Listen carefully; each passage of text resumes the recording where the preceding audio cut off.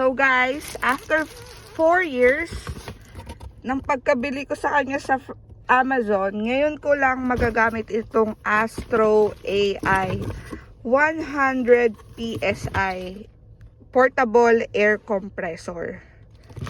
Yan, binili ko to sa Amazon kasi dati madalas ako maflatan ng gulong. And for emergency, maganda na meron kang portable air compressor. Para kung nasa malayong lugar ka at walang air pump, free air pump, magagawa mo siya on your own. So, grabe, 4 years. Ngayon ko lang siya na-unbox. So, ayan yung itsura niya, guys. Kasi natatakot akong gamitin. Paranoid akong gumamit ng mga gantong bagay. So, ito yung pinaka-pump. Tapos, may libre siyang, sayang, bumili pa ako ng takip. Nawalan kasi ako dati ng takip nung yung sa gulong. Bumili pa ako sa Canadian Tire. Meron siyang kasamang 4 na takip. Pang connect sa bola. Tapos ito siguro sa mga inflatable. Tapos hindi ko alam tong blue na to. Tapos ito siya. Meron siyang flashlight. Kapag tinurn nyo dito sa dalawang guhit, iilaw siya. Tapos yung isang guhit on. Tapos LCD niya is malinaw din, may ilaw. At ito yung pang connect sa tire. So cigarette yung plug niya. So may mga ganto-ganto siya, guys. So ito yung pinaka-plug niya. Make sure na naka-on yung ating car. Tapos sa Nissan Qashqai 2019 SB ang sasakyan ko. Ang rule sa paglagay ng air is kailangan naka-engage ito. Ayan, nakikita nyo ba, guys? Ayan. So ngayon naka-engage. Ang unang step sa Nissan Qashqai is i-park muna ang sasakyan. Pwedeng naka-open kapag naglagay kayo ng hangin. After nyo i-engage sa park setting, dito, press this, foot brake. Tapos iilaw siya. So currently, ito yung tire pressures natin. 34, nagka-problema kanina itong 34. Mababa yung air niya. Kala ko meron kaming na sagasaan na pako or what. Kahapon, meron kasing glass kami na naapakan or na drive-ban. Kaya napraning ako. Pero yun pala, masyado lang malamig nung umaga. Kaya siya bumaba ng 27 siguro. Kanina mga 27 yung iba. Then, pumunta ako sa Co-op, sa gas station para mag free air pump. So, hanggang ngayon, ibig sabihin, walang problema yung gulong na yan. Talagang sa change lang ng cold weather. So, ngayon, for the first time, gagamitin namin sa 3 gulong na to, itong nabili kong air pump. So, naka-engage na ang ating foot brake. Ayun na siya. So, simulan na natin. Ito yung cigarette plug. Lagay nyo lang siya. I-press nyo lang ng hard. Umilaw na. Yan. So, press it hard. Umilaw na siya. Tara na. Lumabas na tayo. Ito yung flashlight. So guys, move ka ng malayo. Mahaba naman siya. Usad ka Honda CK. Mahaba yung wire. Kayang-kaya. Video mo doon. Nakakonekta siya. Okay. Mahaba naman siya. Gano'n siya kahaba? Ganito siya kahaba. I will upload it, CK. Huwag mong guluhin yung video. Babakan, usad ka ng konti. So, ganito siya kahaba, guys. So, meron na siyang nakalagay doon. Malamang ayun na yung gagamitin natin. So, dito tayo sa una. Inflate my ball. Inflate my ball. So, lagay natin siya sa flat. Okay, dito na siya. Inflate my ball after, okay? Okay. By the way, guys, okay, video me. Ang Nissan Qashqai, guys, kapag nag-air, naglalagay kayo ng air, kapag na-reach na yan yung level ng PSI na gusto niya or ng 33 PSI usually, mag-horn siya or magbibigay siya ng signal na, oh, tama na, parang ganon. Pero dito, video mo, pwede mo rin siyang i-set up sa PSI na gusto mo. Pindutin nyo lang yung set. Dito kasi kay. Ito, KPA siya ngayon. PSI tayo. Tapos, ito 35. 33 lang. Kasi ayan lang yung advice. Parang normal sa sasakyan ko kay Nissan Qashqai. Okay? Naka-set up na guys. Sa PSI 33. Video mo na rin papitin. Dito. Go, just go there. Alisin na natin yung cup. Ito yung nawala dati kasi nag-deflate yung gulong. So nawala to. Binili ko pa sa Canadian Tire. So thank you Astro AI. May libre silang takip. Lagay na natin. O sige. Ano to?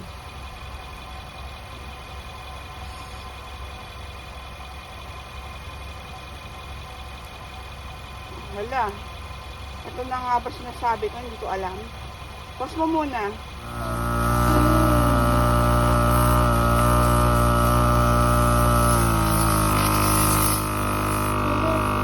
Kailangan pala nilalak guys. So, tinanggal ko to. Tapos, inikot ko lang siya.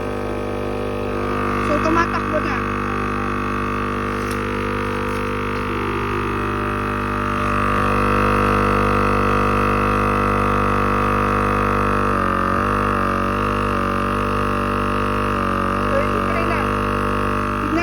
Mag-auto shut off siya sa 32. Ayun, narinig niyo si Qashqai, diba?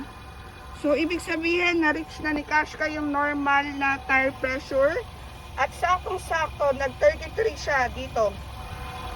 So, now I know guys, aalisin mo pala to.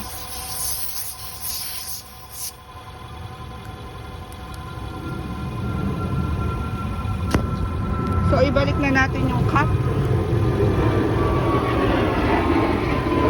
May dumaan aeroplano. Sarado natin mabuti. So, no, sabi ko sa inyo, bagong bili lang to, diba? Or bagong bukas. So, bakit mo nga si Kay? Can I do my ball next? So, natagalan kami kasi may nakasalpak pa. Ito, nakasalpak siya. Siguro sa ibang mga inflatable to or sa ibang size. So, aalisin nyo to siya, guys. Ang kailangan nyo lang ilagay, ipasok sa loob is ito. Okay, sa iba naman tayo. Boss mo. So, again, guys, dito naman tayo sa gulong. Ito, nakakabit talaga to upon purchase. Ugot nakabukas yung flashlight. Kailangan natin ng flashlight kapag sa mga madidilim, di ba? Okay, alisin natin ito si Kay. Can I take it off? 0.5 natin. Okay, 0.5. Then, lagay natin siya.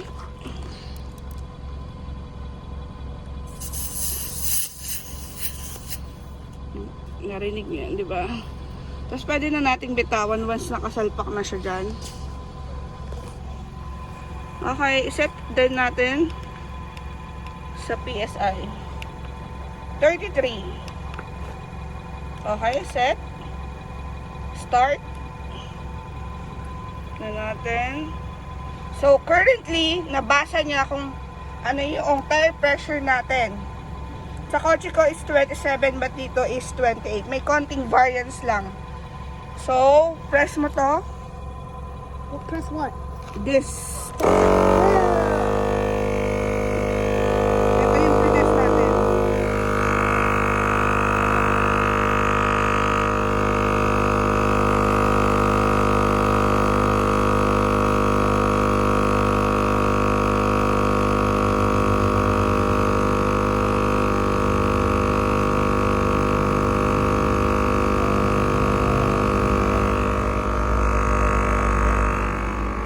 tutunog si Kashkai.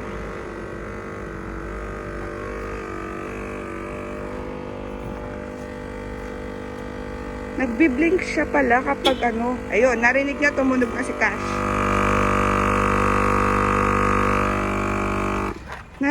Ayun, kusa siyang huminto.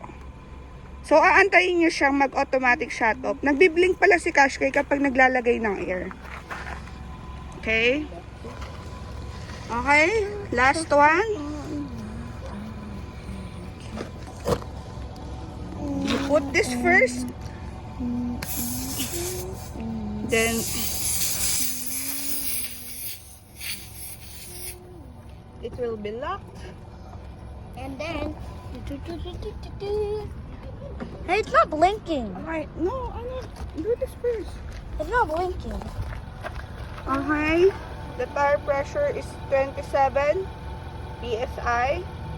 Just press this. Ito, yung may isang guhit, one line. Para ma-reach yung target natin na 33 psi.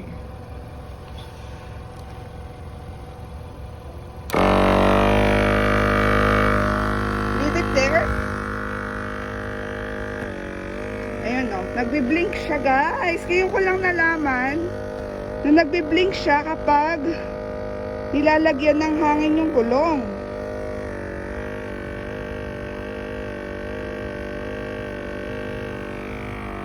Grabe, bagong discovery ko to guys. Pati ito umiilaw siya.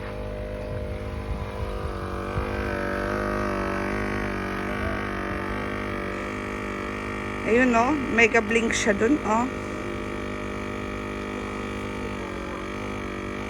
Tapos tutunog ulit siya kapag na-reach na ni Kashkai yung gusto niyang PSI level. See? And this one, even though it's running still, and automatic pala siyang umiilaw. Okay, na-reach na niya, and then stop na rin siya. So, tanggalin na natin. Sige, can you hold this please? What? Can you hold this please? Mabilis lang. Nabawasan na. Dito lang ako nagtatagal. Wala.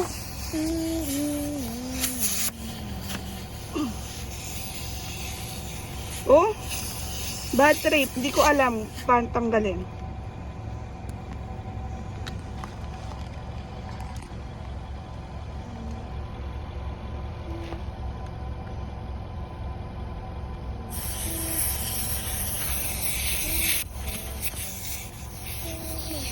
Ang hirap niyang hugutin. Can I try? You don't know when a shell can do it. Oh my gosh. Can I try? Feeling ko guys, kapag... Huwag mong galawin. Kaya siya nagre-release ng air kasi nakapress pa rin yung 1. So kapag nag-stop na siya, feeling ko lang ha, kailangan nyo siyang ibalik din sa bilog. Ayan, tumatakbo na naman siya. Sige, i-observe natin.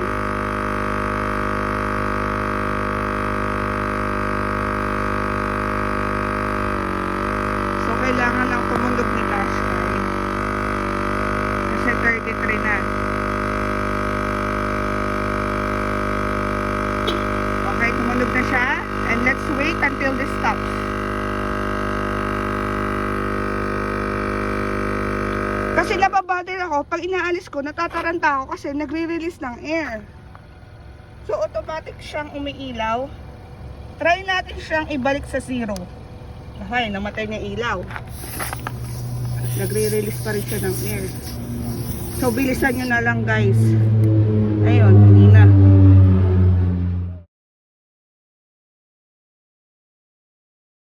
Now guys, it's CK's turn to inflate the ball. So, ilalagay natin yung pin.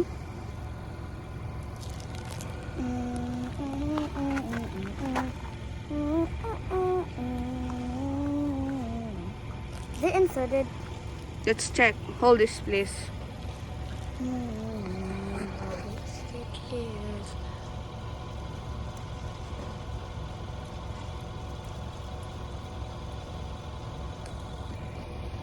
Which one is the lock? Okay, let's try. Tingnan natin kung pwede siyang manual. Kasi syempre, hindi ko alam PSI nito.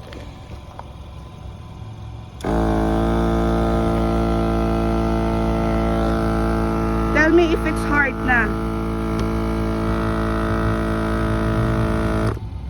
Hard. Yeah.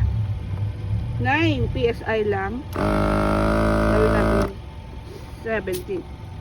There. Tinanggal lang si Kay. Okay na? Wait. Oh, there na. Can I play Yun ball? lang, guys. Can I play ball? October 4, finally, nagamit ko na yung Astro AI na yun. Disengage natin na foot brake.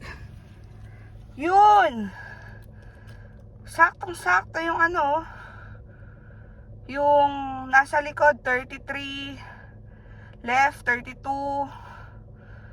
then yung isa, 34, hindi naman natin ginalaw yan. Sakto, okay, confident na ako. So, lagi nating dalhin to sa trunk natin. Lagay natin sa trunk. Para in case of emergency, hindi na tayo magbabayad sa mga gas station na may bayad yung air pump. Pero, good job sa Co-op kasi sa Co-op, libre lang yung air pump. And may malapit na Co-op dito. So, wala nang problema, guys. Yun lang. Bye! May bag pa siya.